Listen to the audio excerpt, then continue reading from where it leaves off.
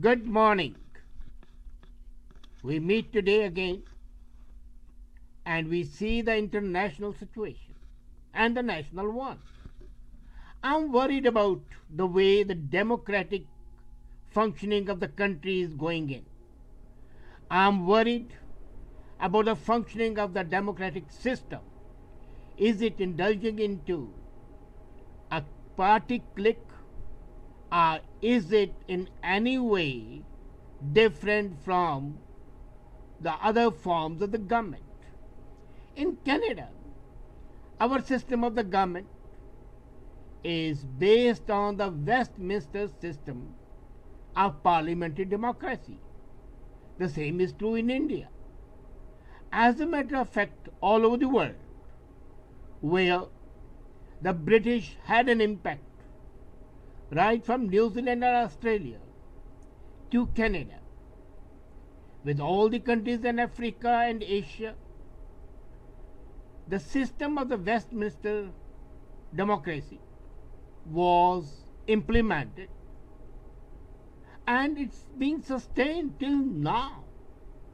What has happened is that there have been some deviations, and the worst deviation that we are seeing is happening here in Canada, which prides itself on the fact that it is the inheritor of the democratic system and parliamentary system.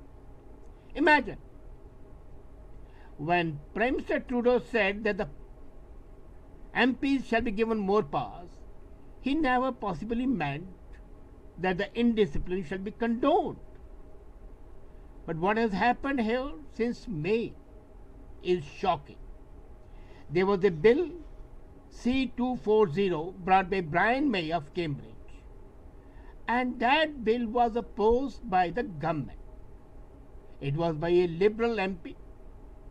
The government prepared a secret note, and that note very clearly said that the government would oppose the bill. The cabinet was not in favor of the bill, and yet the bill passed because many Liberal MPs voted in favor of the bill. This bill, C-240, states that in case you have passed first aid examination, then you are entitled to 15% of the tax credit. Now, this is basically a financial bill and should have been brought by the finance minister as a part of the budget. But here is a private member bill, Brian May's, and it has been disapproved by the cabinet because of the financial implications, and yet the House of Commons passes it with help from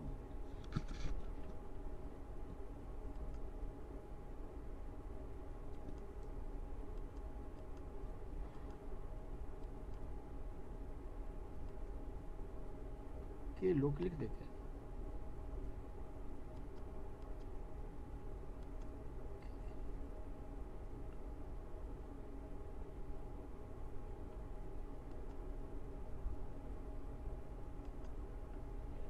And yes, sorry for the interruption, there was some problem. Yes, it was passed with help from the Liberal MPs who voted against the advice of the Prime Minister.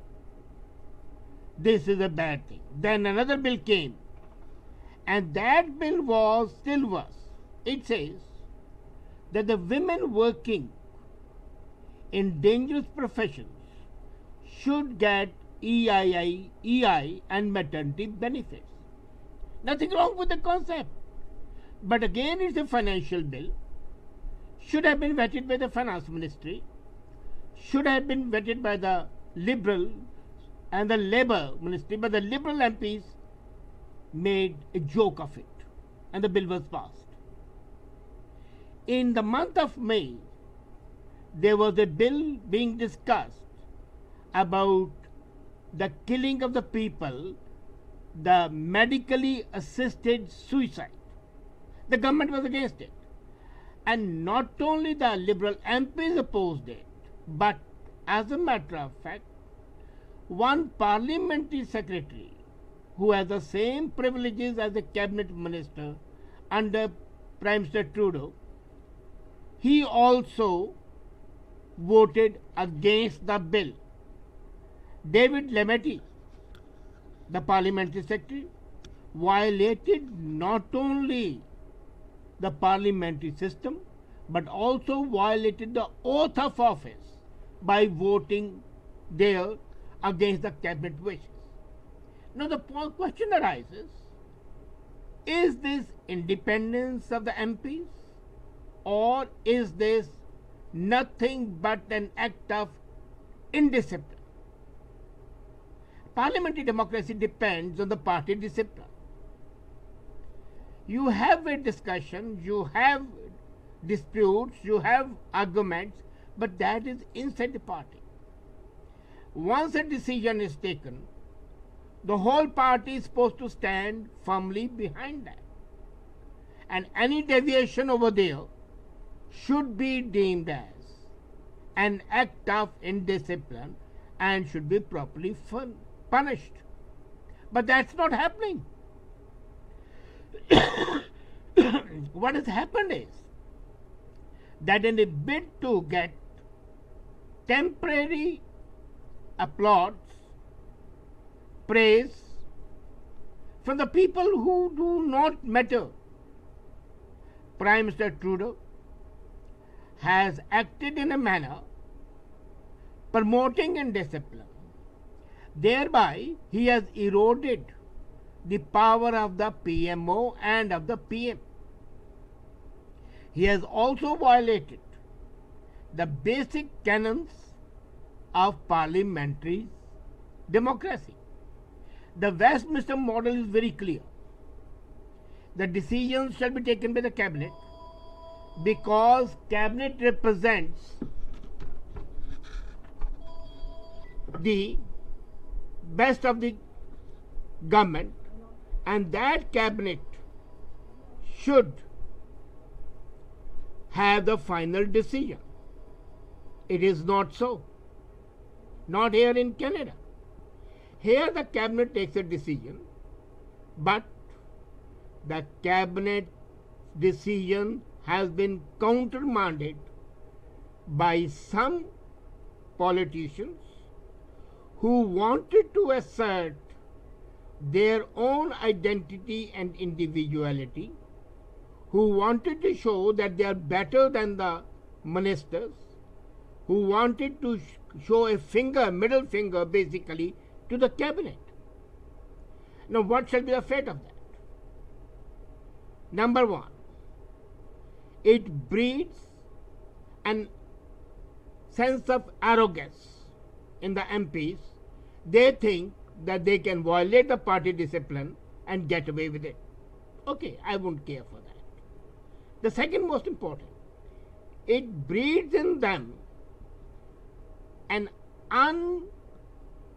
undesired sense of power which is not possible.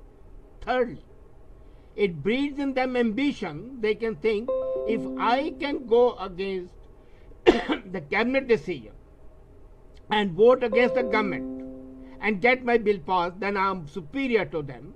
Why should I not have my own party? Now that would be a trend which shall be very unhealthy, because that shall lead to fragmentation of the parties. There shall be much larger number of parties, and those parties shall be responsible for changing the very system. As a matter of fact, the earlier proposal of the Trudeau government for changing the electoral system from direct election, first past the post, to the proportional system is aiding this hope of these people to have more parties, because every party would be assured of 1 or 2 seats. And they say it's better to rule in hell than to serve in heaven. Who is responsible? And why is it happening? Naturally, I'll put the whole responsibility scarcely and clearly on the shoulders of the Prime Minister. he should not have permitted the concept of going against the discipline. You give them an inch and they'll give an L. That's a very common saying. You cannot, and should not devalue, discount party discipline. I'm not saying there should be dictatorship. I'm not saying there should be totalitarian attitudes. Have discussions in the caucus. Have a party meeting. Have threadbare discussion. Let the government listen to them. And that's a must. Listen to these MPs. Listen to their point of view. Hold it open for discussion. Even have a public consultation. But once you have taken a stand, once you have come to a decision that this private member bill is either good or bad, and if it's good, accept it as a government bill. If it was a bill which did not have financial implications, I would not have bothered so much. But once a bill having financial implications, having the connotation of a money bill, having some hint of a mini budget is passed as a private member's bill, that is simply not acceptable. And I'm also shocked that the clerk of the Privy Council did not warn the Prime Minister of this horrendous lapse. I'm also shocked that the Governor General, who is supposed to have the right to advise and right to warn, as a representative of Her Majesty the Queen, did not send a note to the Prime Minister telling him that this is not done. This has been a failure all round. It has been a failure of the legislature. It has been a failure of the executive. It has been a failure on the head of the country, and not intentional. I'm not blaming them. But intentions are not the final thing. What happens is the reality. And what has happened is that the Westminster model of parliamentary democracy has been shattered. And this is a pointer of things to come. You know, the situation reminds me of the third world countries, not India. India is very strong as far as the parliamentary democracy is concerned. The party discipline is strong. There have been instances. But then, look at other places. What happened in Sri Lanka earlier? Not now. What happened in Burma? What happened in Africa? What happened in Pakistan? Any MP who doesn't want to be disciplined sets up his own party. Happens in India, in the provinces, which they call states. But this is a virus which once it's allowed to live, plays havoc with the body politic. And the sooner you finish this virus, the better it is for everybody. Now, is there a way out? Yes. The Prime Minister and the Cabinet should make it very clear that it's a Cabinet which represents the will of the Parliament. MPs have every right to criticize the actions of the Cabinet. But within the House, it's like a family, you know. In a family, you sit down, talk things out, try to pacify the angry people, try to give value, do whatever you want, but you present a united front outside. Now, what happens is, luckily, Canada is a country which doesn't have enemies around it. But suppose it had 5 enemies surrounding it. It was a landlocked country.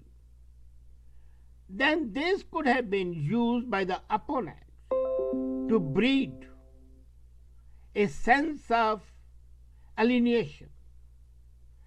They could have also promoted the egos and the ambitions are the people who have the courage and the temerity to go against the very basics of the parliamentary democracy. You see, apparently you might be thinking that this is a minor thing. It's not. These small minor things assume mighty proportions if they are let go unchecked.